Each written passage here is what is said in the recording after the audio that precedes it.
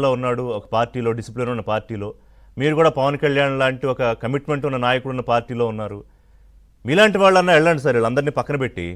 ప్రజలకి ఏమన్నా నా మంచి జరుగుతుంది. సరే, మీరు రాజకీయాలు చేయరని కాదు, అసలు మీకు రాజకీయం అంటే తెలియదని కాదు, కానీ ఎంత అయితే అన్యాయంగా ఉండదుగా వెంకటేశ్వర గారు.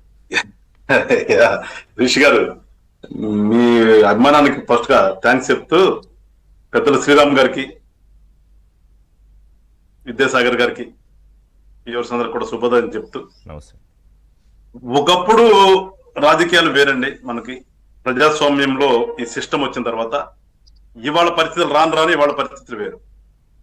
ఎంతగా దిగజారిపోయి అనే దానికి నిదర్శనం ఇవ్వాలి. మేము ప్రభుత్వంలో ఉన్నా ఇంకోటున్నా వాస్తవాన్ని మనం వాస్తవంగా మాట్లాడగలిగితేనే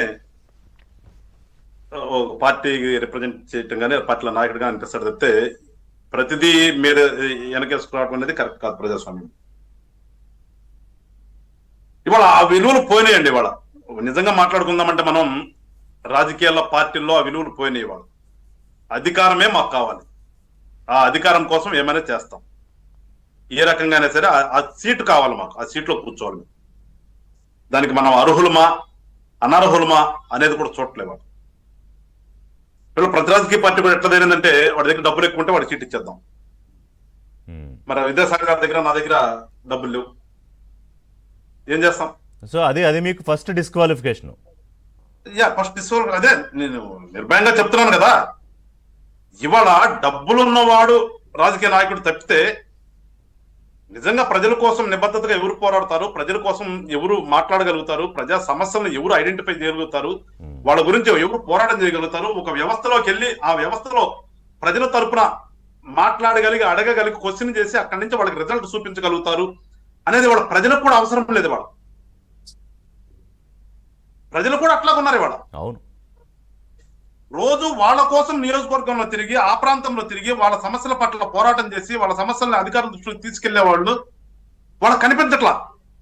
ఎవరైనా తెల్లారేపాటికి 10 సూట్ కేసులు పట్టుకుని వచ్చేస్తే గాదంటే సార్ వాళ్ళు గుర్తురాడు, ఆ సూట్ కేసులు వచ్చిన వాళ్ళు గుర్తు వస్తారు. ఇవాళ పోనీ వాళ్ళు ఉంటారా ఉండరా అనేది కూడా ప్రజలు కూడా ఆలోచన చేయట్లా.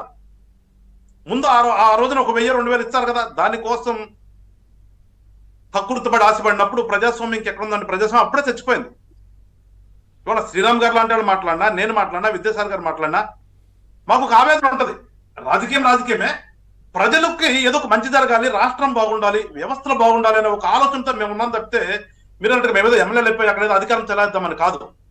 ఇప్పుడు మేము ఉన్నటువంటి ప్రొఫెషన్ వదిలిపెట్టి రాజకీయాల్లోకి వచ్చామంటే ఏదో చేయాలి, తప్పు జరుగుతుంది ఇక్కడ. ఒకటండి, ఇప్పుడే పక్కన పవన్ కళ్యాణ్ గారు కనిపించారు కాబట్టి నేను అంటున్నా, ఆయనకి ఏం అవసరం ఇప్పుడు పర్ డే నాకున్న నాలెడ్జ్ ప్రకారం కొన్ని సినిమాలకి పర్ డే ఆయన he charged above 3 crores per 1 day shooting.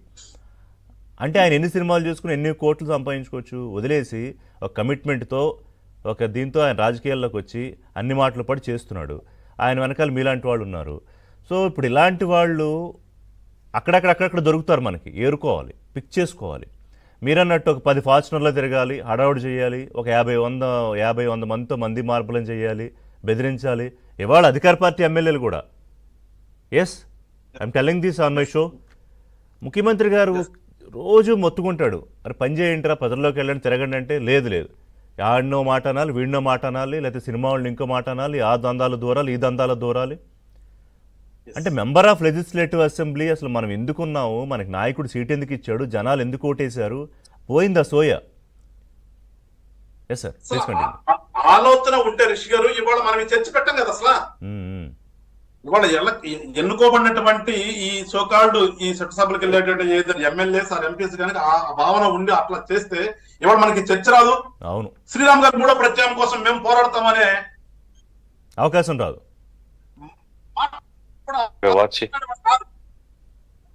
ఆయన మాట్లాడేవాడు కాదా ఆ మాట? అవును, ఇవాళ ఆ పరిస్థితికి వాళ్ళు దిగజారిపోయిందంటే ఉన్న వాళ్ళు ఒకసారి అర్థం చేసుకోవాలి.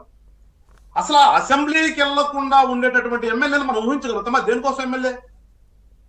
అసెంబ్లీ అనేది దేనికోసం పెట్టారు? నువ్వు ఎందుకు ఎన్నుకోబడ్డావు, నువ్వు ఎన్నుకున్నటువంటి రీజన్ ఏంటి, నువ్వు ఏం చేస్తావు, అసలు నీ విధి విధానాలు ఏంటి అనేది ఒక ఎమ్మెల్యే తెలుసుకున్నప్పుడు ఈ సమస్య ఉండదు. తెలుసుకోవట్లే వీళ్ళు. ఎస్ మాకేదో మేము డబ్బులు ఇచ్చాము, ఓట్లేసారు, మేము గెలిచాం, తర్వాత మా 12 నియోజకవర్గం మీద పడి ఎక్కడ సంపద ఉందో దోసుకుందాం అనే ఆలోచన ఉన్నప్పుడు ప్రజల గురించి ఎందుకు ఆలోచిస్తారు? ప్రజలు కూడా రైట్ కోల్పోతున్నారు కదా, వీళ్ళు నిలదీసే రైట్ కోల్పోతున్నారు ప్రజలు కూడా. వీళ్ళు కూడా ఆ కరప్షన్ లో భాగమైపోతున్నారు కదా, ఎలక్షన్ లో అవినీతికి వీళ్ళు కూడా కొమ్ము కాస్తున్నారు కదా. అవును. మీరు ఇందాక మాట్లాడారు అవమానం ఏంటి? ఒక ఎమ్మెల్యే ప్రజలు ఓట్లేసి గెలిపించిన తర్వాత అసెంబ్లీకి వెళ్తే అవమానం జరిగేదేంటి? అంటే హౌ యు ఆర్ లీడర్? అసలు ఒక నాయకుడికి అవమానం ఏంటి, గౌరవం ఏంటి? నువ్వు ప్రజల తరపున ప్రజల కోసం వచ్చినప్పుడు అసలు అవమానం ఎట్లా ఫీల్ అవుతాను? లేదంటే ఇంకోటి గౌరవం ఏంటి?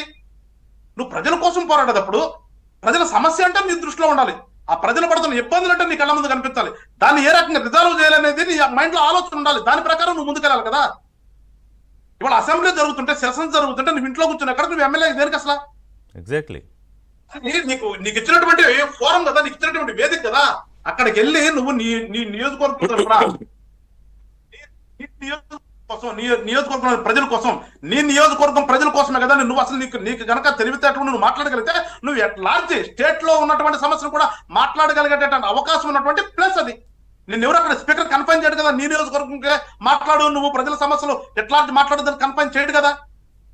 అంటే అసలు ఆ రకంగా ఆలోచన విధానం కానీ, అంత తెలివితేటలు కానీ, తెలివితేటలను మళ్ళీ ఇబ్బంది పడతారు అన్న. అసలు ఆ బ్రాడ్ లుక్ ఉన్నటువంటి వాళ్ళని మనం పంపిస్తున్నాం అక్కడికి. అసలు ఆ బ్రాడ్ లుక్ ఇంటెంట్ లేదు. అదే మీరు అన్నది ఏంటంటే ఆ ఇంటెంట్ లేదు వాళ్ళకి, ఎవరికి అది చెయ్యాలి అని. ప్రజా సేవ ఏంటి సార్? అసలు రాజకీయాల్లోకి వచ్చేది మనం సేవ చేస్తా కానీ వస్తాం కదా మనం. అవును, ప్రజల తరపున పోరాడతాం, ప్రజా సేవనే కదా, ప్రజా సేవ కదా రాజకీయ లక్ష్యం. అసలు ప్రజలకు సేవ చేస్తానికి వస్తున్నామా? ప్రజా సేవ చేస్తున్నాం మనం కూడా. ప్రజా సేవ చేస్తే అసెంబ్లీకి వెళ్ళకుండా ఎందుకు కూర్చుంటారు వీళ్ళు?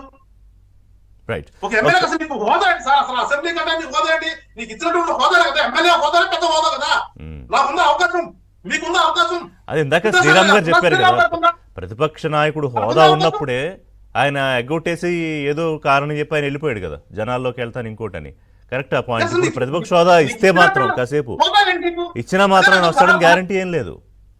అసలు మీకు హోదా ఇచ్చారు కదా ప్రజలు, అసెంబ్లీకి వెళ్ళి కూర్చోడానికి హోదా ఇస్తే మళ్ళీ అక్కడ ఇంకో హోదా ఏంటి? నువ్వు మళ్ళా ఇంకొక హోదా ఏముంటుంది? ఇచ్చినటువంటి హోదా ప్రకారమే నువ్వు, నీకు ఇచ్చినటువంటి రైట్ ప్రకారం ప్రజలు నీకు అవకాశం కల్పిస్తున్న ప్రకారం నువ్వు అసెంబ్లీకి కూర్చోవాలి. వెంకటేశ్వరరావు బ్రేక్ తీసుకుంటా. బ్రేక్ తర్వాత విద్యాసాగర్ గారు మాట్లాడతారు తెలుగుదేశం పార్టీ వైపు నుంచి, అలాగే